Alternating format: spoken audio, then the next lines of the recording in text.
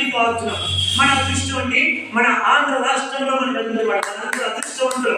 దేశంలో ఉన్నటువంటి మల్లికార్జున జ్యోతిర్లింగం మనందరూ ఆంధ్రుల వరం మాటికంతా కూడా. అటువంటి జ్యోతిర్లింగం ఎలా వచ్చింది అని చెప్పి వాళ్ళందరూ కూడా అడిగేటువంటి ఎవరు సౌనికాది మహామునుడు సూతుడిని ప్రశ్నించారు. ఇప్పుడు సూతుడు చెప్పాడు, ఆయన ఒకప్పటి మాట అంటే అనేక కల్పాలు గడిచాయి కదా. ఒకప్పుడు మీ అందరికీ వినాయక కథలో తెలిసినటువంటి విషయం ఏమిటంటే, వినాయకుడికి సుబ్రహ్మణ్య స్వామికి గణాధిపత్యాన్ని ఇవ్వడానికి ఎవరైతే 3 లోకాలు పడి సకల పుణ్య తీర్థాల్లో స్నానం చేసి నమస్కారం చేసి దర్శనం చేసుకుని ముందుగా ఎవరైతే వస్తారో వారికి గణాధిపత్యాన్ని ఇస్తానన్నారు. అలానే వెంటనే నిమ్మల వాహనం ఎక్కి వెళ్ళిపోయాడు. ఎవరు? కుమారస్వామి. వాయువేగంతో వెళ్ళిపోయాడు. అందుకే స్వామి మనకి కూడా చక్కగా పాడుంటారు. మయూర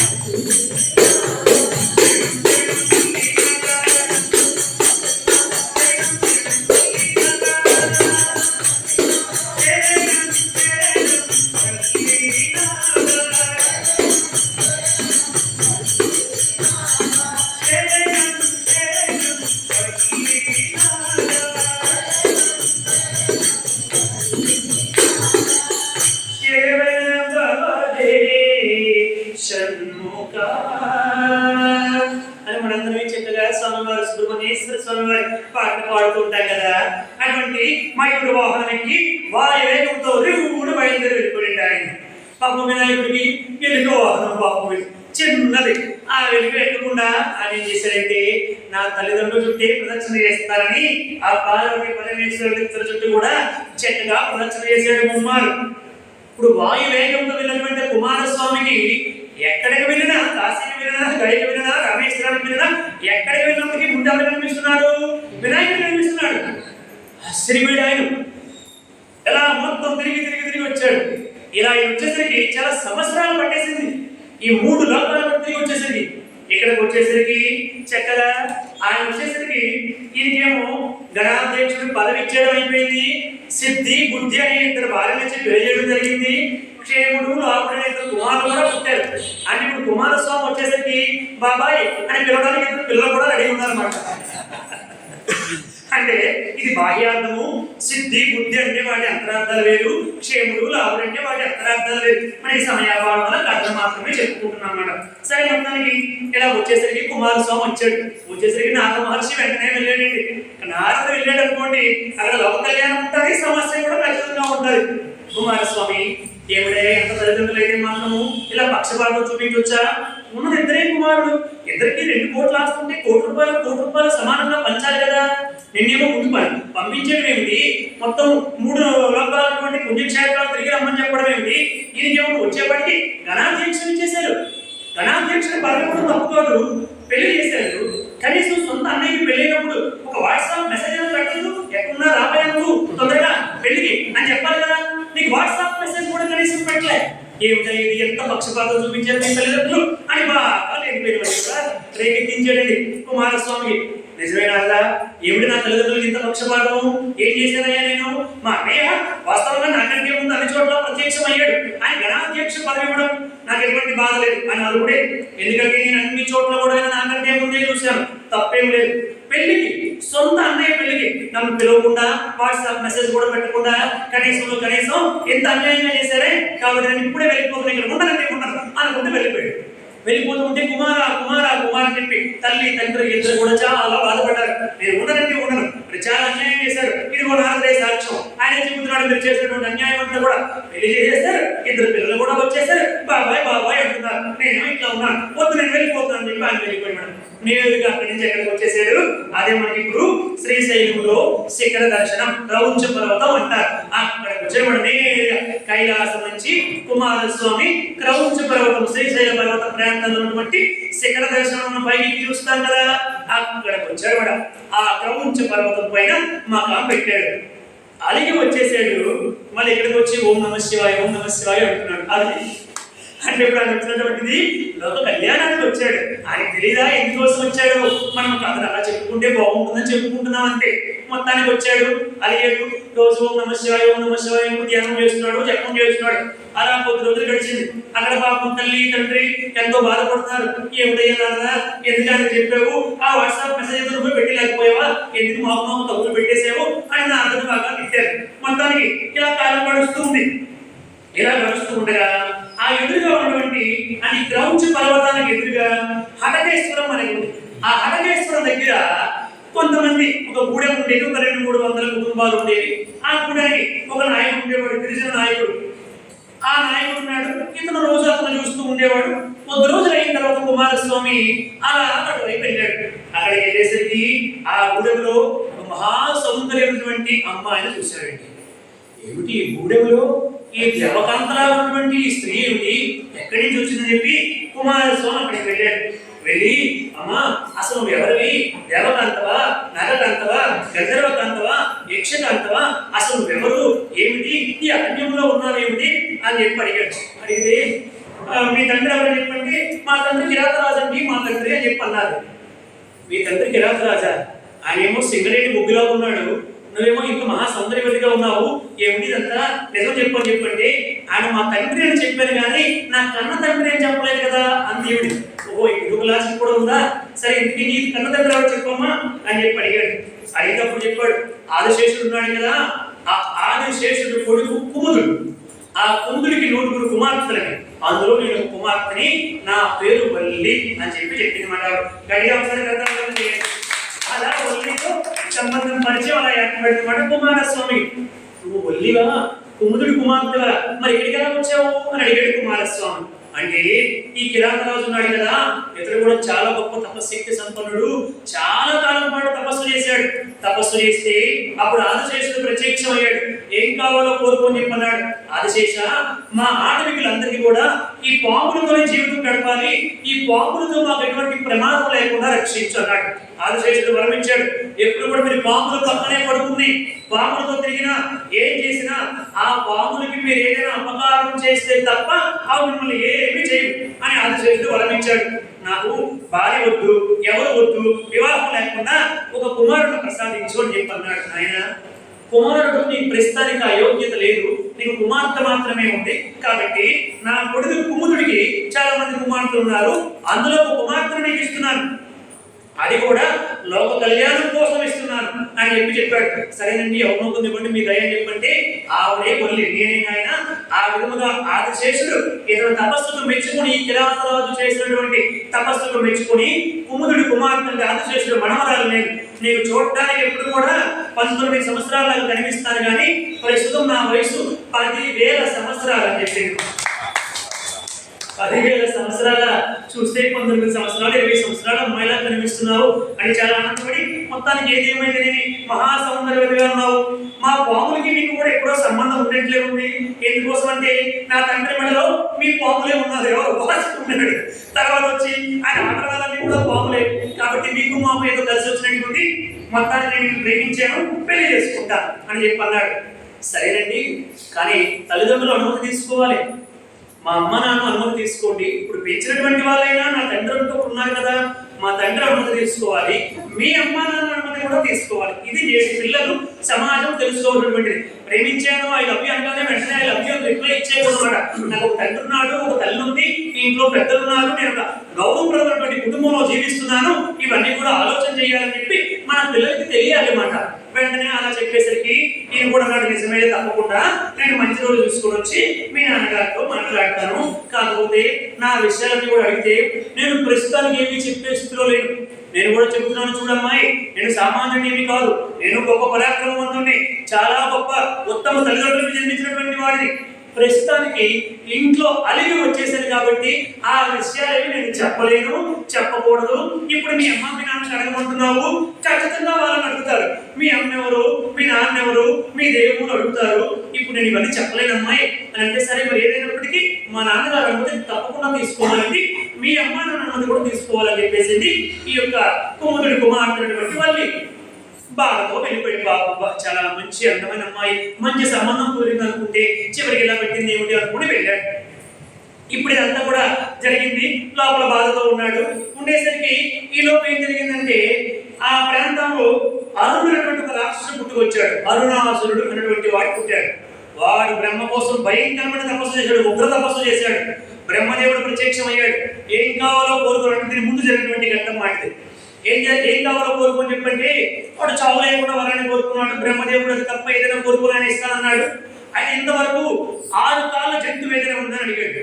ప్రస్తుతానికి లేదు ఆయన అన్నాడు బ్రహ్మదేవుడు. అయితే 6 కాళ్ళ జంతువు అయి ఉండాలి, అది స్త్రీ అయి ఉండాలి, నాపై భయంకరమైన యుద్ధం చేయాలి, అది చేసిన శబ్దానికి నా చెవుల్లో చిగురు పడి రక్తం కారిపోవాలి, అది నా కంఠముడు కొరికి చంపాలి యుద్ధంలో, అప్పుడు మాత్రమే నేను చావాలి అని కోరుకున్నాడు అరుణాసురుడు. కోరుకుంటే ఇప్పుడు వాడు సురసిద్ధ సాధి కింద గంధర్వాదులందరూ కూడా ఇబ్బంది పెట్టుకుంటూ వచ్చాడు. అందరిని కూడా జయించేశాడు. వాడే పరిపాలన చేస్తూ ఉన్నాడు. ఇప్పుడు అందరూ కలిసి పరమేశ్వరుని ప్రార్థన చేస్తే అప్పుడు అమ్మవారు జగన్మాత, ఆ యొక్క జగదంబ ఆలోచన చేసింది, నాయన వాడు ఏం కోరుకున్నాడు, ఇటువంటి రూపాన్ని కోరుకున్నాడు కదా చెప్పి అప్పుడు అమ్మ బ్రహ్మరాంబిగా మారిపోయింది. బ్రహ్మరం అంటే ఏమిటి? తుమ్మెద.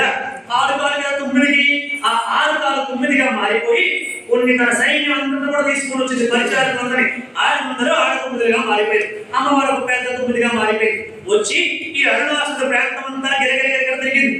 ఆ శబ్దానికి అరుణాసుడు ఏమిటా ఈ సౌండ్, విమానాలు వెళ్ళినట్టుగా, అసలు ఎవరో యుద్ధానికి వచ్చినట్టు చూసినట్టురా అని పంపించాడు. వాళ్ళు వచ్చి చూసి ఇదే ఎటువంటి విచిత్రంగా ఉంది, ఎక్కడి నుంచో కొన్ని పక్షులు తెలియదు, జంతువులు తెలియదు, ఎగురుకుంటూ వచ్చేయండి అన్నాడు. అరుణాసుడు బయటకు వచ్చాడు. భయంకరమైన యుద్ధము, విచిత్రమైన యుద్ధము. ఏమిటి? అస్త్రాలు లేవు, గుర్రాలు లేవు, రథాలు లేవు, కత్తులు లేవు, బాణాలు లేవు, దాకులు లేవు, కేవలం శబ్దంతో అన్నమాట. ఆ యొక్క జంతువు, ఆ 6 కాళ్ళ జంతువులో ఉన్నటువంటి బ్రహ్మకు తుమ్మెద వచ్చి ఈ చెవు పక్క నుంచి వెళ్తే వాడు కొట్టలేక వాడికి దొరకక అంతగా చిత్రహింసలకు గురైపోయింది. అలా అమ్మ వాడికి పిచ్చెక్కించి వాడి చెప్పులు చిగురు పడిపోయేలాగా శబ్దం చేసి వాడి రోజు రక్తం పాలలా చేసి వాడి గొంతి పట్టుకుని కొరికేసి వాడి రక్తం అంతా కూడా పీల్చి తుప్పు చేసి అరుణాసురుడు సంహరించేసింది జగన్మాత.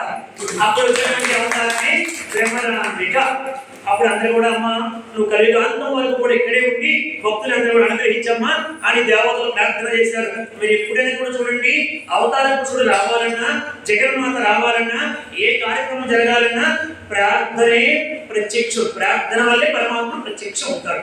ప్రార్థన చేయకపోతే ఆయన కూడా రాడమాట. దేవతలు తక్షణమే ప్రార్థన చేశారు. అందుకని అమ్మవారు సరేనైనా తప్పకుండా నేను ఇక్కడే ఉంటానని చెప్పి అమ్మవారు ఇప్పుడు ముందు అక్కడికి వచ్చారు. ఇప్పుడు అమ్మవారు అంటున్నారు కదా, ఇప్పుడు స్వామివారు వచ్చారన్నమాట.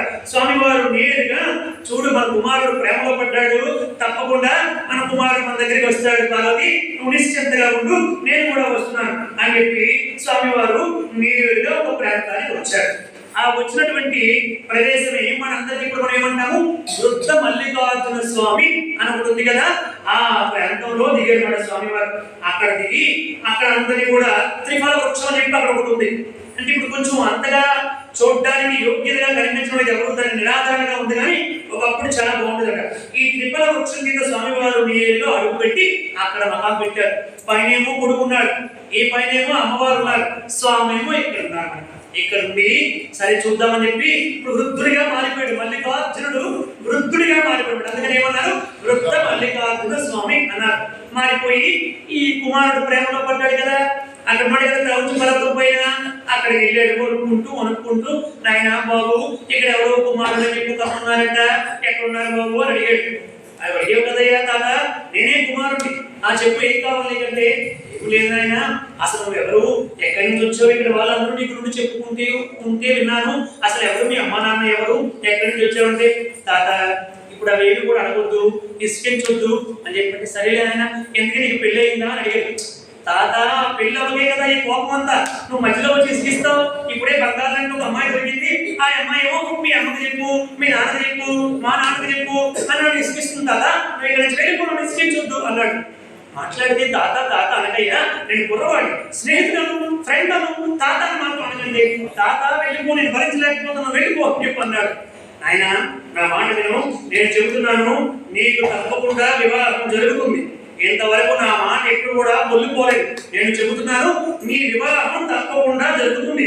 మీ నాన్న గురించి మీ అమ్మ గురించి తెలిస్తే వాళ్ళు వచ్చి నీకు కాలు పట్టుకొని పెళ్లి చేస్తారు నాయన అని అన్నాడు ఆ వచ్చిన వృద్ధ మల్లికార్జునుడు. మా అమ్మ మా నాన్న గురించి నీకు ఎలా తెలుసు అన్నాడు. నాకు అన్ని తెలుస్తూ ఉంటాయి నాయన, నువ్వేం బెంగపడవు, నీకు పెళ్లి అయితే అవుతుంది అన్నాడు. పెళ్లి అవుతుందని కానీ ఇంక మంచి పెళ్లి కల వచ్చిందండి, సంతోషం వచ్చింది. తాత రోజు అప్పుడప్పుడు వచ్చి అలా కనిపిస్తూ ఉన్నాడు. అదిగో మళ్ళీ తాత అంటావు, స్నేహితుడు అమ్మయ్యా అన్నాడు. అంటే సరే దగ్గర నుంచి స్నేహితుడు అంటారు అని చెప్పంటే ఆయన వెళ్ళిపోయాడు. కిందకు వచ్చేసాడు, ఇక్కడ పక్కన పెట్టాడు. మధ్య మధ్యలో వెళ్తూ మాట్లాడుతూ ఈ విషయాలను అక్కడ జగదమ్మకి చెబుతూ ఉండేవాడు. ఇప్పుడు ఒక రోజు వెళ్ళాడు. వెళ్ళి నాయన, నీ నక్షత్రము పుత్తిక నక్షత్రంలో పుట్టావు కాబట్టి రేపు క్షేమతార నీకు తిరుగులేదు నాయన, నువ్వు వెళ్ళు, ఆ తండ్రితో మాట్లాడు. ఆ కిరాతరాజు కూడా చాలా మంచివాడు, నువ్వు మాట్లాడు, ఆయన ఏ నియమాలు పెడితే ఆ నియమాలన్నిటికీ ఒప్పేసుకో అని చెప్పాడు మాట. ఈ వృద్ధ మల్లికార్జునుడు, కుమారస్వామి తాత అవుతుందంటవా, నిజంగా నా పెళ్లి నేను చెబుతున్నాను కదా ఆయన, నా మాటకు తిరగలేదు, నువ్వు వెళ్ళు, క్షేమతార నీకు తిరగలేదు అయిపోతున్నాడు. నేరుగా వెళ్ళాడు పాపం. ఈయన వెళ్ళి ఆ కిరాతరాజుకి నమస్కారం చేశాడు. చూడండి, ఆడపిల్లని పొందడం అంటే కుమారస్వామి పార్వతీ పరమేశ్వరుడు కుమారుడు ఆ యొక్క రాజు కిరాతరాజుకి నమస్కారం చేశాడండి. అది ఆడపిల్లలకు గొప్పతనం అంటే అది శ్రీమూర్తి యొక్క గొప్పతనం అండి. ఇంత గొప్పవాడిని నమస్కారం చేసి జాగ్రత్తగా మాట్లాడాడు. బాబు ఎవరు బాబు నువ్వు, నిన్ను చూస్తూ ఉంటే, నీ ముఖ వర్చస్సు చూస్తూ ఉంటే ఏదో గొప్ప అలౌకిక ఆనందం కలుగుతుంది, రామాయణ ఇక్కడ కూర్చోని చెప్పి ఆసనం వేసి కూర్చోబెట్టి, అసలు నువ్వు ఎవరు నాయన, ఎక్కడి నుంచి వచ్చావు, ఎందుకోసం వచ్చావు చెప్పున్నానంటే, కిరాతరాజా ప్రస్తుతానికి నా వివరాలు ఏమి నీకు చెప్పలేదు. అలాగే నేనేమి మంచివాడిని కాకపోవడం ఏం కాదు, నేను చాలా ఉత్తముని, చాలా పరాక్రమవంతుని, చాలా గొప్పవాడిని, నా తల్లిదండ్రులు కూడా చాలా ఉత్తములు, చాలా గొప్పవారు. ప్రస్తుతానికి వివరాలు చెప్పలేదు. నేను మీ కుమార్తెని వల్లిని చూసి ఇష్టపడ్డాను, మీరు అంగీకరిస్తే మీ కుమార్తె వివాహం చేసుకుంటాను అని ఉన్నట్టుగా చెప్పాడండి. ఆయన నాడు తప్పలేదు నాయన, నీ మనసులో మాట ఉన్న వాస్తవాన్ని చెప్పావు, కానీ తల్లి ఎవరో తండ్రి ఎవరో తెలుసుకోకుండా అలా ఆడపిల్లని అలా ఎవరినైనా అని చెప్పంటే, లేదండి నేను చాలా గొప్పవాడిని, ఇంట్లో కొన్ని సమస్యల వల్ల నేను ఎవరినో చెప్పుకోలేక అలిగి వచ్చేసాను, ఒక ముక్కలో చెబుతున్నాను, అలిగి వచ్చాను. ఇప్పుడు అలిగి వచ్చినటువంటి నేను మా అమ్మ నాన్న రమ్మంటే వస్తారా, రాదు కదా, కాబట్టి నేను ఏవి కూడా చెప్పలేను, మీకు తర్వాత చెబుతానంటే, లేదు నాయన అలా చేయలేము, సరే మొత్తానికి అవన్నీ తర్వాత చూద్దాం, ఏది ఏమైనప్పటికీ ఆయన తప్పించుకోవడానికి ఏం చెప్పాలో తెలియక, నిన్ను చూస్తే చాలా జాలి కలుగుతుంది, మా కుమార్తెను ఇవ్వాలని అనిపిస్తుంది, నువ్వేమో ఎవరో ఏమిటో చెప్పనుంటున్నావు, కానీ మొత్తానికి మేమేమో కిరాత జాతి, మరి నువ్వేమో చూస్తుంటే నీ ముఖ వర్చస్సు చూస్తుంటే చాలా చాలా గొప్పగా ఉన్నావు, కాబట్టి మా జాతిలోకి కలిసిపోతే తప్ప మేము ఈ సంబంధాలు చేసుకోలేము నాయన అని చెప్పన్నాడు. దానికి ఏముంది, ఇప్పుడే మారిపోతుందని చెప్పి ఆడపిల్లల కోసం ఏదైనా మారచ్చు అని చెప్పి వెంటనే అక్కడ ఉన్నటువంటి జంటి జన్మ ఒకటి తీసుకొని కట్టేసుకొని అక్కడ ఉన్నటువంటి నెమల వెంట్రుకలను కూడా తలలో పెట్టుకున్నాడు పాపం కుమారస్వామి. ఆడపిల్లల కోసం చూడండి పెట్టేసుకుంటే అప్పుడు ఆయన చూశాడు, ఏమిట్రా ఏడు నా కుమార్తె ఎలాగైనా పెళ్లి చేసుకోవాలని చెప్పి పాపం ఏదంటే చేసేస్తున్నాడని చెప్పి, సరేనైనా రూపం అంటే మార్చావు, మా కిరాత జాతి కలిసిపోయావు, నీ భాష వింటూ ఉంటే చక్కటి కోటేశ్వరంగా బ్రహ్మజ్ఞానంతో మాట్లాడుతూ ఉన్నావు, మా భాష ఉంటే మేము ఒప్పుకుంటానంటే దానికి ఏముంది, ఇప్పుడు ఎప్పుడో కూర మొదలు పెట్టాడు. వెంటనే భాష కూడా మార్చేసాడు. నాయన వేషం మార్చేసావు, భాష మార్చేసావు, చాలా సంతోషం అయినా, సరే మొత్తానికి ఒకసారి మా కుమార్తెను కూడా అడుగుతాము, తర్వాత ఆలోచన చేస్తామని చెప్పాను. కుమార్తెను పిలిచాను, అమ్మ వల్లి నువ్వు ఇట్లా అంటే ఆవిడ వచ్చింది పాపం సిగ్గుపడుతూ. చూడమ్మా ఇతను నేను ప్రేమించాలని చెబుతున్నాడు, ఏమిటి విషయం అని చెప్పి అడిగితే, నీకు ఇష్టమేనా అడగండి, మీ కుమార్తెను అడగండి, లేకపోతే వద్దండి ఆయన అడగండి అన్నాడు. కుమారస్వామి కూడా ఆ అమ్మాయిని పిలిచి అడిగారు, నాకు ఇష్టమే కానీ నాకు కూడా కొన్ని నియమాలు ఉన్నాయని చెప్పాను. నీకు కూడా నియమాలా, ఏమిటి నియమాలు అన్నాడు కుమారస్వామి. నువ్వేమో రూపం మార్చుకున్నావు, భాష మార్చుకున్నావు నా తండ్రి కోసం, మరి నేనెవరిని, నాగజాతికి సంబంధించినటువంటి స్త్రీ, నా కోసం నువ్వు సర్పంగా మారిపోతే అప్పుడే నేను పెళ్లి చేసుకున్నాడు. అంతే వెంటనే కుమారస్వామి 6 పడగలతో ఉష్మన నాగసర్పంగా మారిపోయాడు కుమారస్వామి. అది అలా మారిందన్నమాట. ఆనాటి నుంచి సుబ్రహ్మణ్యుడు అయ్యాడు స్వామివారు. కాముగా మారిపోయింది. ఆ తర్వాత వాళ్ళ వివాహం అయిన తర్వాత కూడా ఇద్దరు కూడా నాగులుగా ఆ ప్రాంతం అంతా చాలా కాలం పాటు తిరిగారు, జంట పాములుగా తిరిగారు. అందుకని మనకి ఇప్పుడు ఎక్కడెక్కడ దేవాలయాల దగ్గర జంట నాగులంతా కూడా పెడుతున్నాం కదా, ఆ సాంప్రదాయం అక్కడి నుంచి వచ్చింది. అందుకే మనం ఏమంటాం, వల్లి దేవసేన సహిత సుబ్రహ్మణ్య స్వామి వారికి నమస్కారం అని అంటూ ఉంటాం. ఇది పెళ్లి అయిన తర్వాత ఘట్టం. ఇప్పుడు మారిపోయాడు, తన రూపాన్ని కూడా మార్చుకున్నాడు, భాష మార్చుకున్నాడు, అన్ని మార్చుకున్నాడు, మళ్ళీ మానవ రూపానికి వచ్చాడు. నీకోసం అన్ని కూడా మార్చుకున్నాడు కాబట్టి నన్ను పెళ్లి చేసుకొని చెప్పుకుంటే ఇప్పుడు అర్ధరాత్రి రోజు అన్నాడు, నాయన శుభలేఖ తల్లిదండ్రులు అంటూ కనుక ఉంటే మొట్టమొదటి శుభలేఖని మీ తల్లిదండ్రులకు తెలియపరచాలి, వాళ్ళకి ఇవ్వాలి. అసలు ఎందుకు నీకు తల్లిదండ్రులు ఉన్నారా లేదా అన్నాడు. అలా అనేసరికి ఇది చాలా దుఃఖం వచ్చేసి, బాధ వచ్చేసి రివ్వుని మాట్లాడకుండా వెళ్ళిపోయింది అక్కడి నుంచి. అంతే. ఎంత చెప్తున్నా ఇది మాట్లాడితే తల్లిదండ్రులు ఉండాలి, తల్లిదండ్రులు ఉన్నారా లేదా ఇవన్నీ అడుగుతున్నారంటే కోపం తెలిపెట్టు. అదేమిటమ్మా అల్లుడు గారు ఇప్పుడే కోపం వెళ్ళిపోతే రేపు పెళ్లి తర్వాత ఇంకెంత కోపం చూపిస్తాడో ఏమిటో అన్నాడు కిరాతరాజు. అన్నగారు ఎక్కడికి వెళ్తారండి, ఒకసారి మనం ఇష్టపడిన తర్వాత ఎక్కడికి వెళ్ళలేడు, ఒకసారి ఐ లవ్ యూ అనేసిన తర్వాత ఇంకెక్కడైనా తిరగాల్సిందే, మీరు నిశ్చింతగా ఉండండి, మీ ఎదురు నేను చూసుకుంటాను కదా అన్నది వల్లి. అబ్బా ఎంత గొప్ప కాన్ఫిడెన్స్ అమ్మా నీ భర్త మీద నేను అనుకున్నాడు తండ్రి కూడా. సరే మొత్తానికి ఇప్పుడు వెళ్ళాడండి, మళ్ళీ చాముండి పర్వతానికి వెళ్ళిపోయాడు అని శిఖర దర్శనం. అక్కడికి వెళ్ళిపోయి కూర్చొని ఏమిటబ్బా ఇలా జరిగింది, మాట్లాడితే మీ అమ్మని తీసుకురా, మీ నాన్నని తీసుకురా అంటారు. ఏ ముఖం పెట్టుకుని వెళ్తాను ఇప్పుడు మా అమ్మ నాన్న దగ్గరికి, అలిగి వచ్చేసాను అంటూ బాధపడుతూ ఉంటే సమయానికి మళ్ళీ వృద్ధ మల్లికార్జునుడు వచ్చాడండి. నాయన కుమారా పెళ్ళయిందా, వివాహాన్ని ఒప్పుకున్నారా, ఏమన్నారా అని చెప్పినా నువ్వు పెట్టే కదా గొప్ప ముహూర్తం, క్షమతారా రేపు వెళ్ళు, చాలా మంచిది, ఆ ముహూర్తానికి వెళ్తే ఇలాగే ఉంది, ఇదో మీ అమ్మ రావాలి, మీ నాన్న రావాలి, అలా పేర్లు ఏమిటి, ఊర్లు ఏమిటి అవన్నీ చెప్తేనే పెళ్ళి అవుతుంది అంటున్నారు. పిల్లలు ఇస్తారంట కానీ ఇవన్నీ చెప్పాలంట, ఇది నువ్వు పెట్టిన ముహూర్తం అని బాగా కోపంగా తిట్టాడు. ఎవరిని తండ్రి దానికి ఏమున్నాయా, మరి మీ అమ్మ మీ నాన్న బ్రతికే ఉన్నారు కదా, మరి పిలవచ్చు కదా, బ్రతికి లేకపోతే పిలవకూడదు, ఉన్నారు కదా అని చెప్పండి. ఇదిగో తాత అదే బతికి చిక్కంతా నేను అలిగి వచ్చేసాను తాతయ్య. అలిగి వచ్చినప్పుడు నేను ఇప్పుడు ఏ ముఖం పెట్టుకొని వెళ్ళి నేను ఒక అమ్మాయిని ప్రేమించాను, మళ్ళీ సిగ్గు లేకుండా అమ్మ నాన్న మీరు వచ్చి నాకు అక్షింతలు వేయండి, ఆస్వాదించండి, వాళ్ళ దగ్గరికి వచ్చి మాట్లాడండి అని ఎలా చెప్తాను తాత, నేను చెప్పలేకపోతున్నాను, ఇది నా వల్ల కావడం లేదు, ఏమనుకుంటారో ఏమిటో మా అమ్మ నాన్న ఇప్పుడు ఈ ముఖం పెట్టుకుని వెళ్తాయి అని అన్నాడు. నాయన నీకు ఒకవేళ సిగ్గు అవన్నీ కూడా ఉంటే ఉండొచ్చు కానీ మాకు మాత్రం సిగ్గు లేదు అని చెప్పి వాళ్ళిద్దరు వెంటనే పార్వతి పరమేశ్వరుడుగా మారిపోయారు. అంటే ఒక్కసారి కుమారస్వామి ఆనందానికి లోనైపోయి వెంటనే తండ్రి పాదాల పడిపోయి, తండ్రి ఇది ఎంతకాలం రోజు నువ్వు వచ్చి మాట్లాడింది ఈ వృద్ధ మల్లికార్జునుడు రూపంలో నువ్వా తండ్రి అని గట్టిగా పట్టుకుని ప్రేమాలయం చేసుకొని ఎంతో ఏడ్చి ఎంతో క్షమాపణలు చెప్పాడు. ఏం పర్వాలేదు నాయన, ఇదంతా కూడా మంచి కోసమే, ఏం జరిగినా మన మంచి కోసం అనుకోవాలి, ఏమీ పర్వాలేదు అని చెప్పి మేము మాట్లాడతామని చెప్పాడు. దేవతలందరూ కూడా వెంటనే ప్రత్యక్షమైపోయారు. అక్కడ అదృశ్య రూపం ఉన్నారు కదా అంతవరకు ఆ దేవతలు సప్తరుషులు అందరూ కూడా బ్రహ్మదేవుడు, విష్ణువు, ఇంద్రుడు, దిక్పాలకుడు, సనకుడు, సనంతుడు, సనత్కుమారుడు, సనసుజాతులు, నక్షత్రాలు, చంద్రుడు, ప్రజాపతులు అందరూ ప్రత్యక్షమైనండి. అక్కడ అంత గొప్ప పర్వతం శ్రీశైల పర్వత క్షేత్రం సామాన్యమైనటువంటిది కాదు. వాళ్ళందరూ ప్రత్యక్షమైతే ఈ విషయము ఆ కిరాతరాజుకు తెలిసిందండి. ఆ పిల్లవాడు మామూలు కదండి, పరమేశ్వరుడు పొడిగంటే ఓరే నీ జన్మలో ఏ పుణ్యం చేసేదా, ఏ అదృష్టమంతుడా, వచ్చినటువంటి వాడు సుబ్రహ్మణ్య స్వామి పరమేశ్వరుడు కుమారుడా, ఆహా ఏ అదృష్టం అని చెప్పి ఆ కుమార్తెని ఎంతో ఆలింగనం చేసుకుని ఎంతో ప్రేమగా అమ్మా నీ జాతకం మారిపోయిందమ్మా, ఎంత గొప్ప అదృష్టవంతురాలు అని ఆయన పొంగిపోయాడు. ఇప్పుడు వీళ్ళందరూ కలిసి అక్కడ ఏర్పాటు చేసినమాట, అందరూ కలిసి ఆ పాతాళం నుంచి ఇప్పుడు వాళ్ళు ఉన్నారు కదా ఈవిడ తాలూకు వాళ్ళు, ఆదిశేషుడు పాతాళంలో కూడా ఉంటాడు, పైన శ్రీమన్నారాయణ శేషపానుగా కూడా ఉంటాడు అనమాట. ఆదిశేషుడు రెండు దగ్గర ఉంటాడు. పాతాళం నుంచి శేషుడు, వాసుకి, వాళ్ళ పిల్లలు, వాళ్ళ పాములన్నీ మొత్తం రావడం మొదలుపెట్టే ఇక్కడికి సంబంధం కదా. ఇప్పుడు ఆడపిల్ల తరపున పాములు వచ్చేది, మగ పిల్లల తరపున వీళ్ళందరూ కూడా వచ్చారు. అందరూ కూడా వచ్చి విశ్వకర్మతో గొప్ప కళ్యాణ వేదికని ఏర్పాటు చేశారు. హటకేశ్వర లింగం పైన ఎదుగుతున్నటువంటి పాలధార, పంచదార ఉంది కదా, పాలధార చెప్పండి పరమేశ్వరు యొక్క నేత్రంలో వచ్చినటువంటి పంచదార.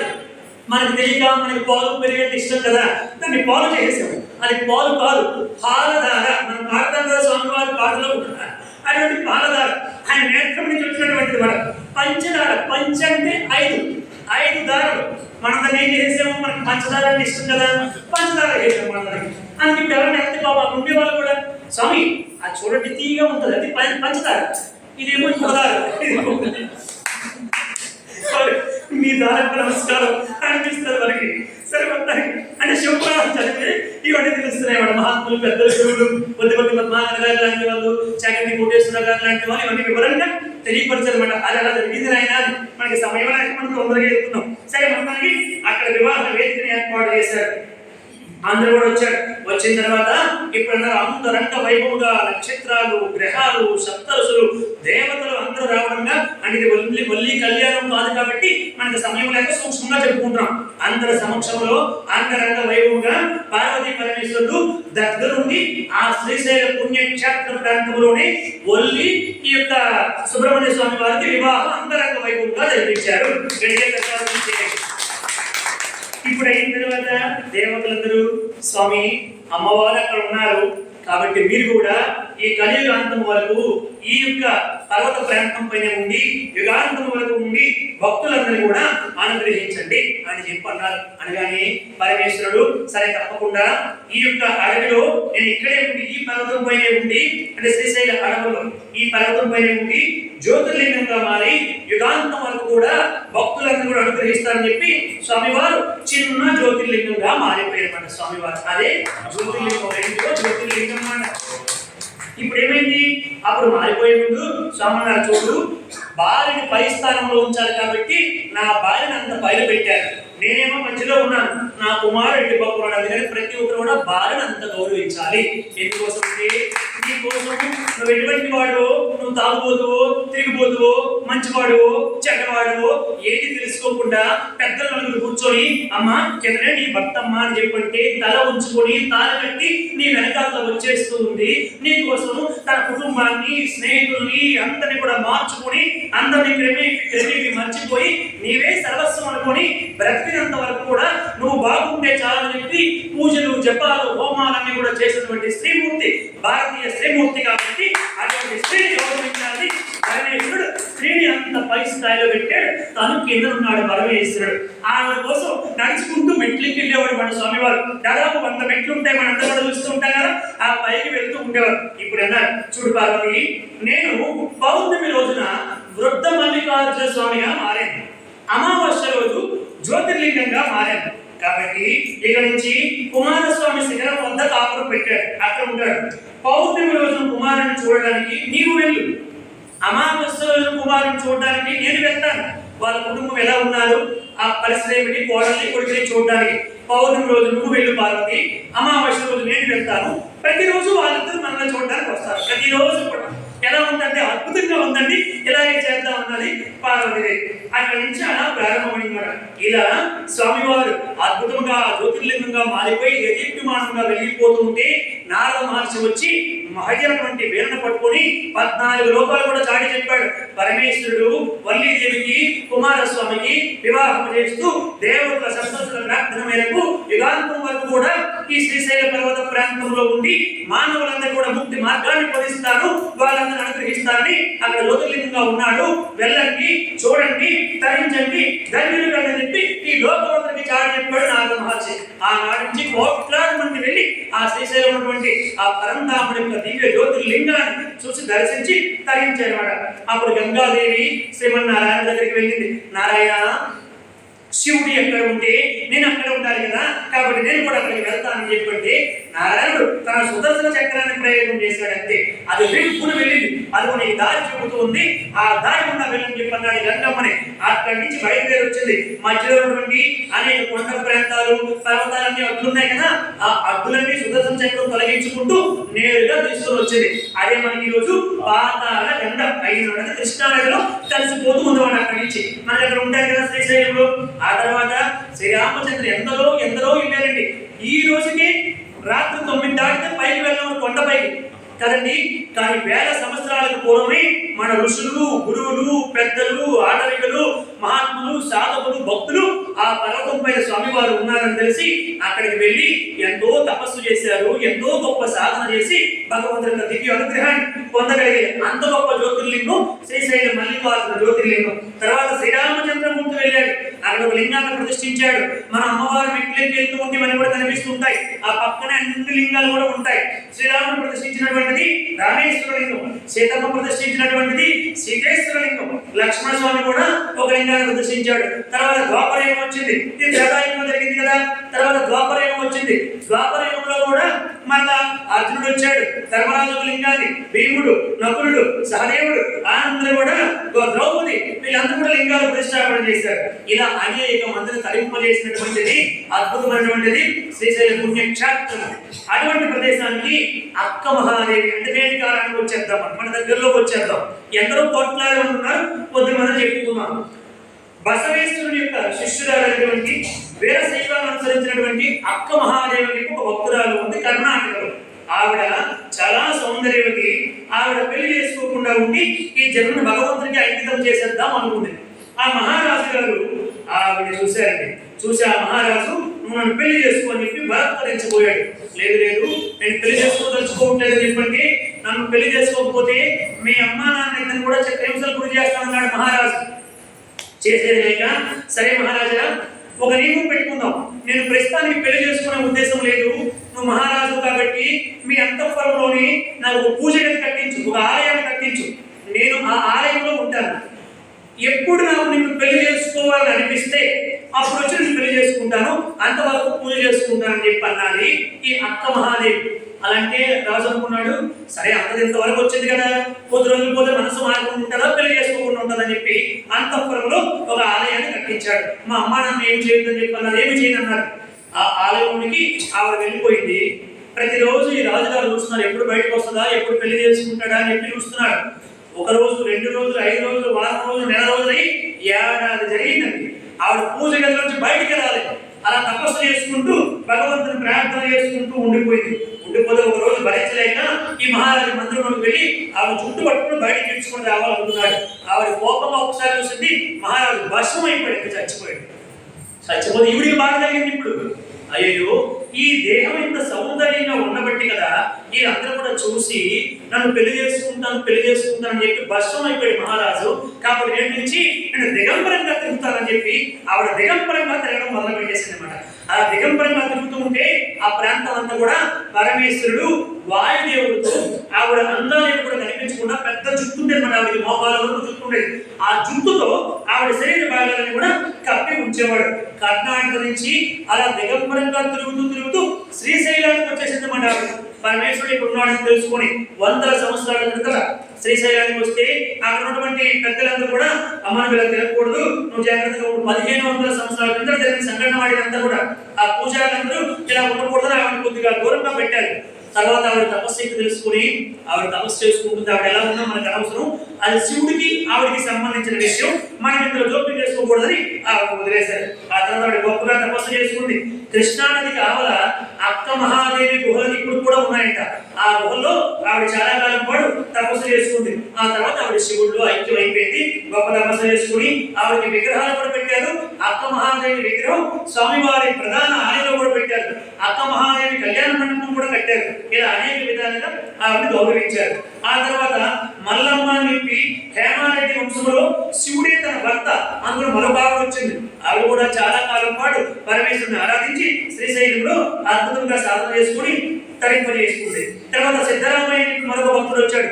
6 సంవత్సరాలు గొప్ప తపస్సు చేసి శివుడి యొక్క ప్రత్యక్షాన్ని పొంది ఆయన ఐక్యమయ్యాడు. ఆది శంకరాచార్యుడు ద్వైతం నుంచి అద్వైతానికి మారింది. ఇక్కడే చెప్తారు శ్రీశైలంలో మల్లికార్జున స్వామి వారి యొక్క జ్యోతిర్లింగాన్ని దర్శనం చేసిన తర్వాతే మొదట్లో ప్రారంభంలో ద్వైత భావం ఉండేది, అది అద్వైతానికి మారని చెప్పంటారు. ఈ పాలధార పంచదార ఉన్నాయి కదా, అక్కడే కూర్చొని స్వామివారు సౌందర్య లహరి చెప్పి అద్భుతమైన మహా గ్రంథాన్ని ఈ లోకానికి అందటువంటి ప్రదేశం శ్రీశైలం అని చెప్పి చెప్పారన్నమాట. మనకి పెద్దలు రచించారన్నమాట. ఇలా ఆయన చాలా కాలం పాటు ఉన్నారు. ఆదిశంకరాచార్యులు ఇష్టకామేశ్వర దర్శనం కూడా చేసుకున్నారు, చాలా మంది అనుగ్రహించారు. తర్వాత శివాజీ వచ్చారు. ఆయన కూడా అక్కడికి వచ్చి అమ్మ మన హిందూ ధర్మం అంతా కూడా సర్వనాశనం అయిపోతుంది, ఆ కులకలంతా కూడా వచ్చి మన ధర్మాన్ని పాడు చేస్తున్నారు అని యుద్ధంలో సరిపోలేకపోతున్నాను అని చెప్పండి. అప్పుడు అమ్మవారు ప్రత్యక్షమై శివాజీకి గొప్ప ఖడ్గాన్ని ఇచ్చింది. నాయన ఈ కత్తి పట్టుకొని వెళ్ళు, యుద్ధం చేయి, ధర్మాన్ని నిలబెట్టు అని చెప్పంటే శివాజీ గొప్పగా యుద్ధాన్ని చేసి మన సనాతన ధర్మాన్ని, హిందూ ధర్మాన్ని కాపాడాలి. మన తర్వాత వచ్చేసి కర్ణాటకలో ఒక గ్రామం ఉంది. ఇది ఒక విచిత్రమైనటువంటి స్టోరీ, ఇది చెప్పేసి ముగించేద్దాం. కర్ణాటకలో ఒక ప్రదేశంలో ఒక ఆవిడికి చిన్న వయసులోనే పెళ్లి అయిపోయింది. ఒక కుమార్తె కూడా పుట్టింది. ఆ భర్త తొందరగా చనిపోయాడు. పాపం బాల్య వితంతు ఈవిడ. కానీ తన కుమార్తెని బాగా చదివించాలని అక్కడ ఉన్నటువంటి గురుకులంలో చదివిస్తూ ఏదో విధంగా 4 ఇంట్లోకి వెళ్ళి పని చేస్తూ ఆవులుంటే ఆ ఆవులు మేపించుకుంటూ కాలాన్ని గడిపేది. అలా కాలం గడుస్తూ ఉంటే సంక్రాంతికి సెలవులకి ఆ గురుకులం నుంచి ఇంటికి తీసుకొని రావాలి పాపని. మనందరికీ కూడా పరీక్షలు ఎప్పుడు తెలియకపోయినా సెలవులు ఎప్పుడో ఖచ్చితంగా తెలుస్తాయి మనందరం చదువుకున్నప్పుడు కదండి. పరీక్షలు ఎవరికి గుర్తుండవు, ఖచ్చితంగా సెలవులు ఎప్పుడు ఏప్రిల్ 24 ఎప్పుడు వస్తాయని చెప్పి జనవరి నుంచి లెక్కేసుకోవాలి. ఏప్రిల్ 24 వస్తే మా అక్కల ఇంటికి వెళ్ళాలి, మా తాతల ఇంటికి వెళ్ళాలి, మా అమ్మమ్మ ఇంటికి వెళ్ళాలి. లెక్కలు రాసుకోవడం పెన్ను పేపర్ పట్టుకొని. పరీక్షలు మాత్రం ఎప్పుడైతే పరీక్షలు ఏమన్నారంటే ఎప్పుడు తెలియదు. సరే మనందరం అనుభవం ఇదంతా చిన్నప్పుడు ఆ ఉత్సాహం ఆనందం ఉండేదండి. సెలవులు ఎప్పుడు వస్తాయా వెళ్ళిపోదామా అనుకునేవాడు. ఈ పాప కూడా సెలవులు ఎప్పుడు వస్తాయి, సంక్రాంతికి సెలవులు వస్తాయి, మా ఇంటికి వెళ్తాము అని చూస్తూ ఉండేవారు. ఈ మిగతా పిల్లలు ఉంటారు కదా, ఈ మిగతా పిల్లలందరూ కూడా వచ్చి మాకు సంక్రాంతికి మా అక్క వస్తుంది, మా బావ వస్తుంది, మాకు బొమ్మలు తెస్తారు, మా బావ కూడా అన్ని తెస్తారు అని అంటూ నీకు అక్క బావ లేదా అని అడిగేవారు. ఈ పాప అక్కంటే ఎవరు, బావ అంటే ఎవరు, నాకు అక్క బావ ఎవరు లేదు, నాకు మా అమ్మ ఒక్కదాయే ఉంది అని అంటే అయ్యో మరి మీ నాన్న లేదా, పిల్లలు తెలియదు కదా, మా నాన్న కూడా లేదు అంటే పాప పిల్లలు గేల చేసేవారు. నీకు నాన్న లేడా, అక్క లేదా, బావ లేదా, మాకు అక్క ఉంది, చిన్న అక్క ఉంది, పెద్ద అక్క కూడా ఉంది, ఆ బొమ్మలు తెస్తారు మేము హాయిగా ఆడుకుంటాం అని. ఈ పాప అంటే ఆ 9 సంవత్సరాల పాప నిష్కల్మషమైనటువంటి ప్యూర్ హార్ట్ కదండి చిన్నపిల్లలది, వాళ్ళకి ఏం తెలియదు. సరే నేను ఈసారి వెళ్ళి మా అమ్మ అడుగుతాను, మా అక్క బావ ఎవరని చెప్పి అనుకుంది పాప. ఈ పాప ఇంటికి వచ్చింది సెలవులకి, సంక్రాంతి సెలవులకి. వాళ్ళ అమ్మ దగ్గరికి వెళ్ళింది. అమ్మ పిల్లలందరూ నా దగ్గర అడుగుతున్నారు, నువ్వు నిజం చెప్పు, అసలు నాన్న ఏమయ్యాడు, ఎప్పుడు నాన్న రాడు, నువ్వే వస్తావని చెప్పంటే పాప మా తల్లి ఏం చెప్తుందండి, ఆ చిన్న పిల్లలను కూర్చోబెట్టి తన ఒళ్ళో కూర్చోబెట్టుకుని చూడమ్మా శివుడు ఉన్నాడు శ్రీశైలంలో, అతనికి చాలా ఎక్కువ పనులు ఉంటాయి కదా, చాలా మందికి నీలాగా పిల్లలకి అందరికి చదివించాలి, వాళ్ళందరికీ బట్టలు ఇవ్వాలి, అలాగే భోజనం వంట చేయాలి, ఇవన్నీ చాలా పనులు ఉన్నాయి కదా, అందుకోసమని ఆ పని సహాయం చేయడానికి మా నాన్న అవసరమై మా నాన్నని శివుడు తీసుకుని వెళ్ళిపోయాడు. శివుడి దగ్గర ఉంటాడు మా నాన్న, ఎప్పుడు బిజీగా ఉంటాడు, పాప శివుడికి అన్ని సహాయం చేస్తాడు మా నాన్న అని చెప్పి నాకు చెప్తే ఏడుపు వచ్చేస్తుంది చూసారు మనకి. అలా చెప్పి ఆ పాపని మార్చుకుంటూ వచ్చింది. ఆ పాప ఏమో అది ఎప్పుడు రాడా నాన్న, పండుగకి రాడా, మరి ఎప్పుడు వస్తాడైతే నాన్న అంటూ అడుగుతూ ఉండేది పాపం. ఈ తల్లి అలా చెప్పేది. మరి అక్క బావ లేదా మనకి, వాళ్ళకి చిన్న అక్క ఉందంట, పెద్ద అక్క ఉందంట, బాగున్నారంటే అక్కడ శ్రీశైలంలో భ్రమరాంబికాదేవి ఉంది కదా, ఆ భ్రమరాంబికాదేవి మీ అక్క. మల్లికార్జునుడు ఉన్నాడు కదా, ఆ మల్లికార్జునుడే మీ బావమ్మ. అది బోల్డ్కి పనులు ఉంటాయి, వేల మంది భక్తులు వెళ్తారు, వాళ్ళందరూ కష్టాలు బాధలు అన్ని చెప్తారు, అవన్నీ కూడా వినాలి, వాళ్ళు అనుగ్రహించాలి, వాళ్ళు చాలా బిజీగా ఉంటారు. ఎప్పుడైనా మనమే కావాలంటే వాళ్ళ దగ్గరికి వెళ్ళాలి, వాళ్ళ దగ్గరికి రాలమ్మా అని పాపం చెప్పింది ఆ పిల్లకి. ఈ పాప ఏమిటి, శ్రీశైలంలో మా అక్క బాగున్నారా, మా నాన్న కూడా అక్కడే సేవ చేసుకుంటున్నాడా, మరి నేను ఇక్కడ మనసులో అనుకుని ఆ రాత్రికి ఆ పూర్వజన్మ సంస్కారంతో ఆ పాప తల్లి నిద్రపోయినప్పుడు చెప్ప పెట్టకుండా శ్రీశైలం నడుచుకుంటూ వెళ్ళింది. నడక ప్రారంభించింది. అక్కడి నుంచి ఎక్కడ కర్ణాటక నుంచి నడుచుకుంటూ నేరుగా చాలా రోజులు పట్టింది. తెల్లవారు లేచిన తర్వాత ఈ తల్లి గుండెలు బాదుకుని నా కూతురు ఏమైపోయింది అని చెప్పంటే ఎవరో కొంతమంది అటువైపు వెళ్ళడం చూసారమ్మా, ఇటువైపు వెళ్ళడం చూసారమ్మంటే ఆ దారిలో పాపం ఈ తల్లి కూడా వచ్చింది.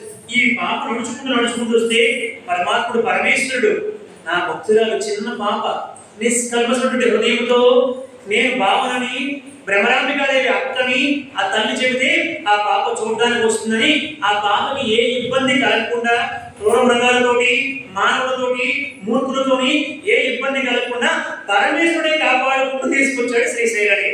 ఈ పాప శ్రీశైలానికి వెళ్ళిపోయింది. ఆ గుడి దగ్గరికి వెళ్ళింది. అదేమిటి ఇక్కడ భ్రమరాంబికాదేవి ఉంటుందంటే ఈవిడే నాకు భ్రమరాంబిక అనుకున్న వాళ్ళు చెప్పారు. మరి విగ్రహం ఉందండి, మా అక్క కదా భ్రమరాంబిక, మరి మల్లికార్జునుడు ఏంటంటే మల్లికార్జునుడు ఇగో అమ్మాయి జ్యోతిర్లింగం అని చెప్పారు అందరూ. అదేమిటి లింగం ఏమిటి, ఇలా మారిపోయేవి వీళ్ళు, మా అక్క బావ కదా వీళ్ళు అని చెప్పి పాపం ఏడ్చిందంట. పాపం ఈ పిల్లలు పిచ్చిదిలాగా ఉంది అనుకున్నారు వాళ్ళు. అక్కడికి వెళ్ళి ఒక అరగంట సేపు అక్క నువ్వేమిటి ఇలా అయిపోయావు, అమ్మ చెప్పింది నువ్వు ఇక్కడ చాలా పనులు చేస్తావంట, చాలా సేవ చేస్తావంట అని అమాయకంగా నిష్కల్మషంగా ఏడుస్తున్నానండి. అక్కడికి వెళ్ళి అరగంట ఆడడం, ఇక్కడికి వెళ్ళి అరగంట ఆడడం, ఇలా చూస్తుంటే పరమేశ్వరుడు అలా చూస్తూ ఉన్నాడు. అలా ఏడిచి సాయంత్రం అయ్యేసరికి అమ్మ నువ్వు బయటకు వెళ్ళి అక్కడ ఎక్కడో పడుకో, నీకు ఏదో కొంచెం పిచ్చి వచ్చినట్టుగా ఉంది అని చెప్పి వీళ్ళందరూ కూడా తలుపులు వేసేస్తారు మేడం. తలుపులు వేసేస్తే పాప బయట వరండాలో అక్కడ ఉన్నటువంటి ఆ రోజుల్లో ఏముంటుందండి, ఏ సౌకర్యాలు ఉండవు కదా, అక్కడ అలా కూర్చొని మా అక్క బావ ఏంటి విగ్రహాలు అయిపోయేలాగా అనేది అని చెప్పి చాలా బాధపడి తెల్లవారు అలాగే ఏడ్చుకుంటూ అక్క బావ అక్క బావ అక్క బావ అని ఏడ్చి ఏడ్చి ఏడ్చి నేను ఇంకా చచ్చిపోతాను చెప్పి అక్కడ ఒక గొప్ప పర్వతం ఉంటే ఆ పర్వతం ఎక్కి ఆ పర్వతం మీద దూకేసిందండి. మా అక్క బావ లేరు, మా నాన్న కూడా లేరు, ఇంకెందుకు నేను చచ్చిపోతాను చెప్పి దూకేసింది. అంతే పార్వతీ పరమేశ్వరులు ఇద్దరు కూడా వెళ్ళి ఆనాడు ప్రహ్లాదుని ఎలాగైతే చేతిలో పట్టుకుని కాపాడారో ఆ చేతిలో పట్టుకుని ఆవిడ ఎటువంటి హాని లేకుండా కాపాడారు పార్వతీ పరమేశ్వరులు.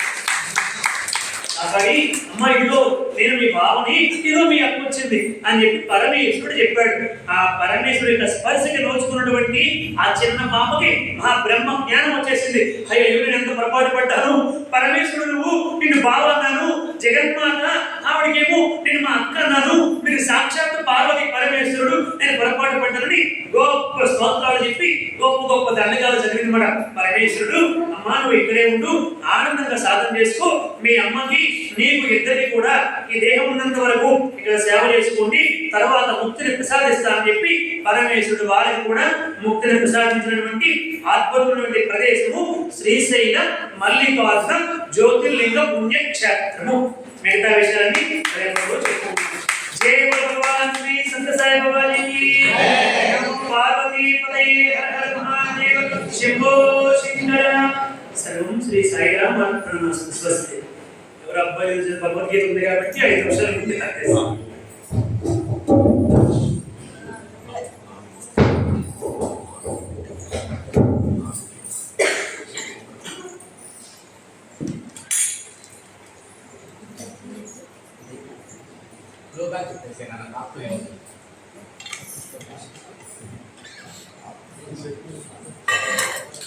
ఐదు శ్లోకాలు 5 తాత్పర్యాలు చెప్పేమనండి. 5 శ్లోకాలు 5 తాత్పర్యాలు తీసుకోండి అన్న.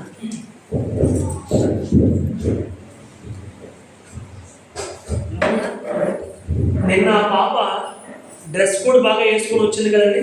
ఇప్పుడు ఈ అబ్బాయి జీన్ ప్యాంట్ వేసుకొని వచ్చాడు కాబట్టి ఆ నాన్నగారికి 5,000 ఫైన్ వేస్తున్నాము, కృష్ణమోహన్ గారికి కడతాను. ఇప్పుడు శ్లోకాలు ఇది ఇస్తున్నాడు, ఇది వేసుకొని నీట్గా సరే సాయిరామ్.